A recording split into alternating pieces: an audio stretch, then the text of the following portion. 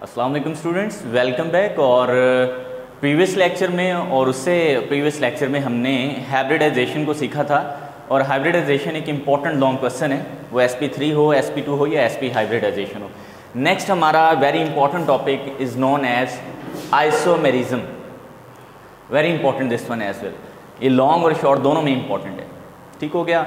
अच्छा, आइसोमेरिज्म को शुरू करने से पहले कुछ चीज़ें हम समझ लेते हैं। आइसोमेरिज्म वर्ड डिराइव कहाँ से?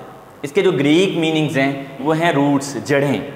मतलब जैसे जड़ें फैली होती हैं ना, इसी तरह एक कंपाउंड जो ऑर्गेनिक होता है वो बहुत सारे अपनी शेप्स में या अपने स्ट्रक्चर्स में फैला हो सकता है। यानी कहना ये मैं चाह रहा हूँ, जो ऑर्गेनिक कंपाउंड्स हैं वो एक से ज़्यादा अपने स्ट्रक्चरल फॉर्म में एग्जिस्ट कर सकते हैं। यहाँ पे मैंने स्ट्रक्चरल बोला है क्योंकि पहला जो हमारा टाइप ऑफ आइसोमेरिज्म होगा वो स्ट्रक्चरल आइसोमेरिज्म होगा। देखें, ये ऐसे कंपाउंड्स होते हैं जिनके मॉलिक्यूलर फॉर्मूलाज तो सेम होते हैं, मॉलिक्यूलर फॉर्मूलाज इनके सेम होते हैं, लेकिन इनके स्ट्रक्चरल फार्मूला की जो प्लूरल फॉर्म है, फॉर्मूलाए है, तो वो इनके डिफरेंट होंगे। ये देखें यहाँ पे वर्ड मैंने क्या यूज़ किया, डिफरेंट। या फिर इनकी जो ओरिएंटेशन है स्पेस में, जो ग्रुप से जुड़े हैं ना, उनकी जो ओरिएंटेशन स्पेस में होगी वो डिफरेंट होगी।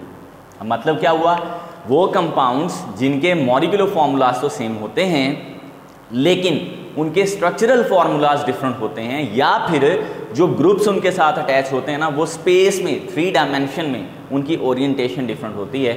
इस तरह की जो रूट्स हैं, जो जड़ें हैं, उनको हम आइसोमर्स कहते हैं। और ये सारा फिनोमेना जो है उसको आइसोमेरिज्म कहते हैं। स्ट्रक्चरल फार्मूला क्या होता है और मॉलिक्यूलर फार्मूला, लाइक ये 2 कार्बन 6 हाइड्रोजन और 1 ऑक्सीजन मैंने लिखा है, ये हमारे पास कहलाता है मॉलिक्यूलर फार्मूला, मॉलिक्यूल का फार्मूला, ठीक है। अब इसके 2 स्ट्रक्चर हो सकते हैं, या तो ये इस तरह होगा, इसको इथाइल अल्कोहल कहते हैं, या फिर ये इस तरह होगा, इसको डाइमिथाइल ईथर बोलते हैं। अब दोनों में कार्बन की तादाद 2 है, हाइड्रोजन 6 हैं, 1 ऑक्सीजन है। ऊपर मॉलिक्यूलर फार्मूलाज तो सेम है, यानी एक मॉलिक्यूलर फार्मूला सेम है, लेकिन जो स्ट्रक्चरल फार्मूलाज हैं वो डिफरेंट है। तो इस फिनोमेने को हम आइसोमेरिज्म कहते हैं। और जो कंपाउंड के फिनोमेना शो करते हैं उनसे जो रूट्स बनते हैं उनको आइसोमर्स बोलते हैं। यानी ये दो हमने इथाइल अल्कोहल और डाइमिथाइल ईथर लिखा ना, ये आइसोमर्स थे। आई होप कि ये आइसोमर्स वाली बात आपको समझ आ गई होगी। अच्छा, यहाँ पे क्वेश्चन बनता है कि क्या आइसोमर्स जो हैं उनकी केमिकल प्रॉपर्टीज सेम होंगी, क्या उनकी फिजिकल प्रॉपर्टीज सेम होंगी? तो आंसर है उनकी प्रॉपर्टीज डिफरेंट होती हैं। फिजिकल प्रॉपर्टीज तो कंफर्म है डिफरेंट ही होंगी, लेकिन केमिकल प्रॉपर्टीज सेम हो भी सकती हैं और नहीं भी। और मोस्ट ऑफ द केसेस दोनों प्रॉपर्टीज ही डिफरेंट होती हैं, यानी केमिकल और फिजिकल। अब हम इसको देख लेते हैं। अब जो ये हमारी पहली टाइप है आइसोमेरिज्म की आगे टाइप्स हैं, जिसमें हमारे पास स्ट्रक्चरल आइसोमेरिज्म है, ज्योमेट्रिकल आइसोमेरिज्म, जिसको हम आगे कैटेगोरिकली जस्टिफाई करते हैं, वो स्टीरियो में आ जाता है, लेकिन उतनी डिटेल हमारे पास नहीं है। जस्ट पहली जो टाइप है वो है स्ट्रक्चरल आइसोमेरिज्म। ये क्या होगा, ऐसे कंपाउंड जो आप नॉर्मली पढ़ते आ रहे हो, जिनके मॉलिक्यूलर फार्मूलाज होंगे सेम, लेकिन इनके जो स्ट्रक्चरल फार्मूलाज हैं वो होंगे क्या, डिफरेंट। इनमें सिर्फ ये चीज़ होगी, और इस वजह से इनकी फिजिकल और केमिकल प्रॉपर्टीज डिफरेंट हो सकती हैं। इनके मॉलिक्यूलर फार्मूला सेम होंगे, स्ट्रक्चरल फार्मूलाज डिफरेंट होंगे, लेकिन ये जो ओरिएंटेशन वाली बात है ना, वो इन पे सेट नहीं बैठती, यानी ओरिएंटेशन वाला फिनोमेना अलग से होगा। तो इसमें जो पहली टाइप है वो है चेन आइसोमेरिज्म। इसकी भी आगे फर्दर टाइप्स हैं। चेन, तो सबसे पहले हम इसी को देख लेते हैं। चेन के साथ आगे आइसोमेरिज्म भी आएगा, तो वो आपने इस तरह से लिखते जाना है, चेन आइसोमेरिज्म। अब इसकी डेफिनेशन मैं नहीं लिखूंगा, जस्ट एग्जांपल के साथ आपको जस्टिफाई कर दूंगा, क्योंकि इनकी डेफिनेशन जो है वो बुक में आपको मिल जाएंगी।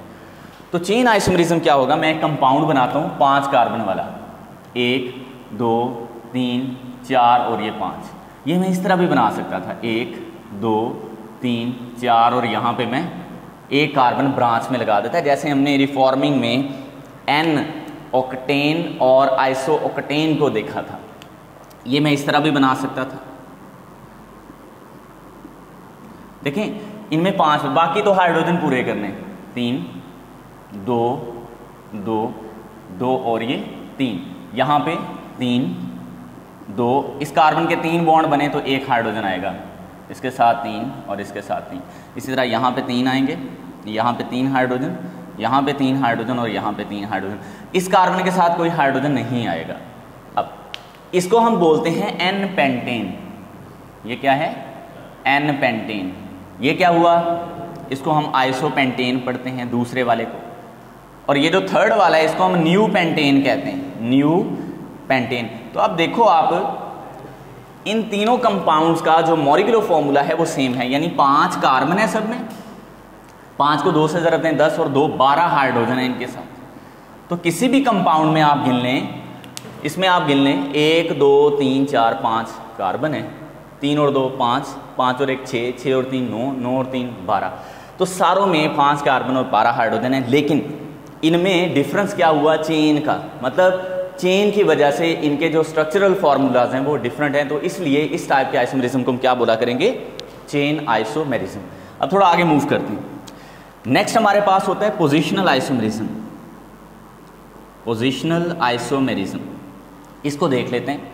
पोजीशन की वजह से जो आइसोमेरिज्म अराइज होगा that will be simply called position isomerism, positional isomerism. अब इसकी भी डेफिनेशन आपको बुक में मिल जाएगी। ये तब अराइज होता है जब एक ही फंक्शनल ग्रुप जो होता है ना वो चेन के अंदर डिफरेंट पोजीशन पे मौजूद होता है। लाइक आपकी बुक में एक एग्जांपल गिवन है, 3 कार्बन वाले अल्केन को हम प्रोपेन कहते हैं, ये प्रोपेन है। इसमें लास्ट वाले एक हाइड्रोजन को कम करके यहाँ पे हम क्लोरीन लगा देते हैं, तो ये बना 1 क्लोरो प्रोपेन, यानी फर्स्ट कार्बन पे क्लोरो ग्रुप लगा है तो इसको बोलेंगे 1 क्लोरो प्रोपेन। अब इसको हम इस तरह भी बना सकते थे। अब स्टूडेंट यहां पे ना अक्सर आप लोग कंफ्यूज रहते हो, तो ये है 2 क्लोरो प्रोपेन। कंफ्यूज क्यों रहते हैं वो मैं बताता हूं। देखें, आप समझेंगे कि ये तो स्टेट में था, इसको एन लिखना चाहिए था, ये ब्रांचेस में आ गया तो इसको आइसो। ऐसा नहीं है, क्योंकि ये इससे डिफरेंट है। यहाँ पे कार्बन एटम डिफरेंट रूट्स पे लगे थे, मतलब ये स्ट्रेट चेन में है, यहाँ पे कार्बन ब्रांच में आ गया, यहाँ पे और ज़्यादा ब्रांचिंग है।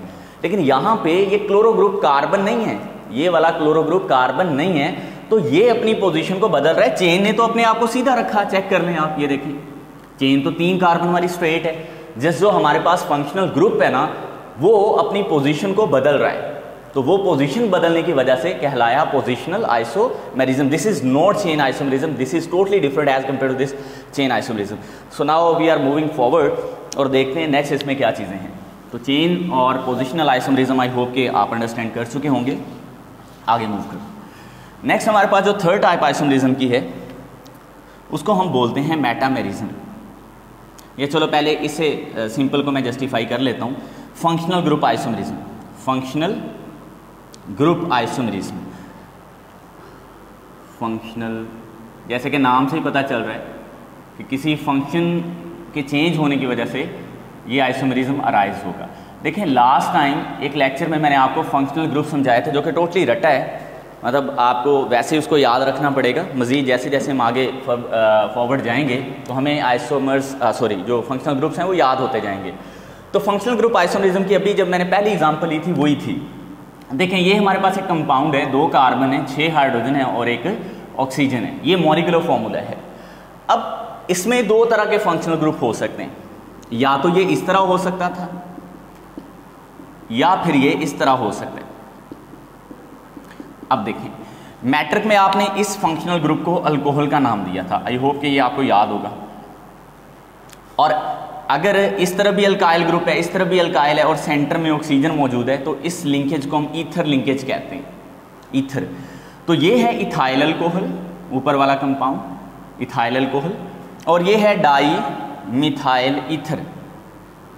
इनमें स्पेस नहीं आएगी, ये अल्कोहल इसके साथ ही आएगा, डाई इथाइल अल्कोहल। अब ये डाईमिथाइल ईथर है और थोड़ा ये डाईमिथाइल ईथर और ये इथाइल अल्कोहल। थोड़ा डिफरेंस कहाँ पे इनमें आया, थोड़ा नहीं बल्कि काफ़ी डिफरेंस है फंक्शनल ग्रुप की वजह से। इसमें अल्कोहल फंक्शनल ग्रुप है और इसमें ईथर जो है वो फंक्शनल ग्रुप है। तो इस वजह से इस आइसोमेरिज्म को हम बोलेंगे फंक्शनल ग्रुप आइसोमेरिज्म, और ये भी स्ट्रक्चरल आइसोमेरिज्म ही है।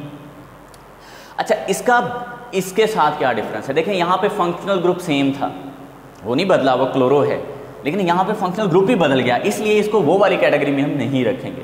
तो 3 तरह के आइसोमेरिज्म हमने सीख लिए, जिसमें हमने देखा कि स्ट्रक्चरल आइसोमेरिज्म में पहले नंबर पे चेन आइसोमेरिज्म क्या है, देन हमने सीखा दूसरा पोजिशनल आइसोमरिज्म, और अभी हमने देखा फंक्शनल ग्रुप आइसोमरिज्म क्या होता है।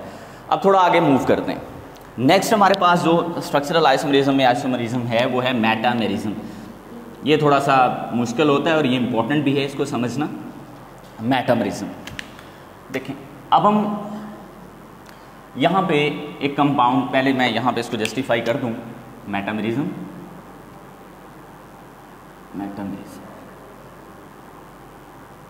अब ये मैं ईथर ही बना लेता हूँ, CH3 CH2O CH2 CH3।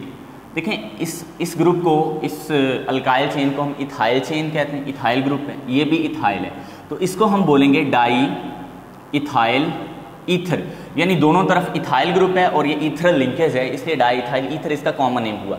इसी को, ये जो कंपाउंड आपको ऊपर नजर आ रहा है, इसको हम यूं भी लिख सकते थे।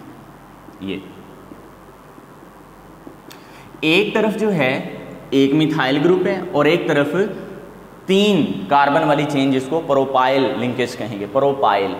तो अब ऊपर वाले कंपाउंड में और इसके नीचे वाले रूट में आप डिफरेंस चेक करें, फंक्शनल ग्रुप वही है लेकिन उसके अराउंड जो कार्बन की डिस्ट्रीब्यूशन है वो इक्वल नहीं है, वो डिफरेंट है। तो इस तरह के आइसोमरिज्म को हम बोलते हैं मेटामरिज्म। ये तब अराइज होता है जब सेम फंक्शनल ग्रुप के अराउंड जो है ना कार्बन एटम की अरेंजमेंट जो है वो डिफरेंट हो, तो तब इस आइसोमरिज्म को हम मेटामरिज्म कहते हैं। देखें इसका नाम होगा मिथाइल, बल्कि एन प्रोपाइल, ये एन प्रोपाइल है, ठीक है, एन प्रोपाइल मिथाइल ईथर। तो ऊपर वाले कंपाउंड में और नीचे वाले इस कंपाउंड में थोड़ा डिफरेंस है, ठीक है। यहाँ पे और भी बहुत सारे क्वेश्चंस बनते हैं लेकिन वो हम इंशाल्लाह हमारी जो फिजिकल क्लासेस होंगी उसमें इनको कवर कर लेंगे जब आप वो क्वेश्चंस पूछेंगे, क्योंकि ये थोड़ा कंफ्यूज करता है। ये आइसोमरिज्म जो है वो ईथर्स में भी होता है, ये कीटोन्स में भी पाया जाता है। तो वो एग्जाम्पल आपकी बुक में लिखी है, एक एग्जाम्पल मेरे ख्याल में काफ़ी होगी आपके समझने के लिए, आप यही एग्जाम्पल से इसको जस्टिफाई कर सकते हैं। तो ये था हमारे पास मेटामरिज्म। अब जो स्ट्रक्चरल आइसोमरिज्म है उसकी लास्ट टाइप पे आते हैं, वो है हमारे पास टॉटोमेरिज्म। ऑर्गेनिक केमिस्ट्री में हमारे पास टॉटोमेरिक फॉर्म्स होती हैं। वो कब अराइज होती हैं? जब हमारे पास एक ही मॉलिक्यूल में जो ग्रुप है वो अपनी पोजीशन को चेंज करता है एक जगह से दूसरी जगह। मॉलिक्यूल एक ही होगा, कंपाउंड एक ही होगा, उसमें कोई ग्रुप जो है उसी मॉलिक्यूल के अंदर अपनी पोजीशन को बदल लेता है। मैं एग्जांपल ले लेता हूँ, जैसे अमाइनो एसिड आपको पता होगा, ये हमारे पास सिंपली अमाइनो एसिड का फॉर्मूला है, ठीक हो गया। अब इसमें अच्छा टॉटोमेरिक जो फॉर्म होती है ना, यानी ये वाला जो आइसोमरिज्म है tautomerism, I am talking about tautomerism, इसमें इक्विलिब्रियम पाया जाता है। ये जो टॉटोमेरिक फॉर्म होती हैं ये इक्विलिब्रियम में एग्जिस्ट करती हैं, इसलिए इसमें डबल एरो लगाना ज़रूरी है।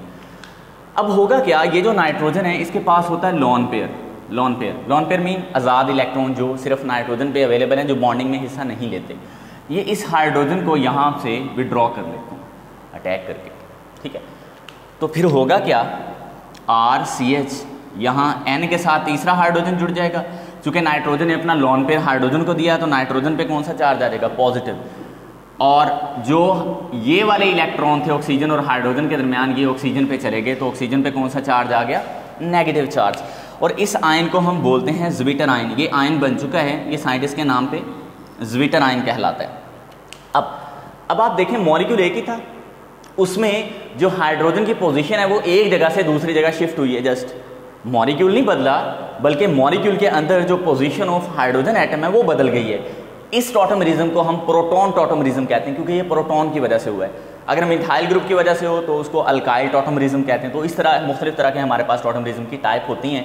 तो इसकी डेफिनेशन में आप लिखोगे कि जब एक ही मॉलिक्यूल के अंदर कोई एटम या कोई ग्रुप अपनी पोजीशन को वहाँ बदलता है तो तब जो आइसोमरिज्म अराइज होता है उसको हम टॉटोमेरिज्म कहते हैं।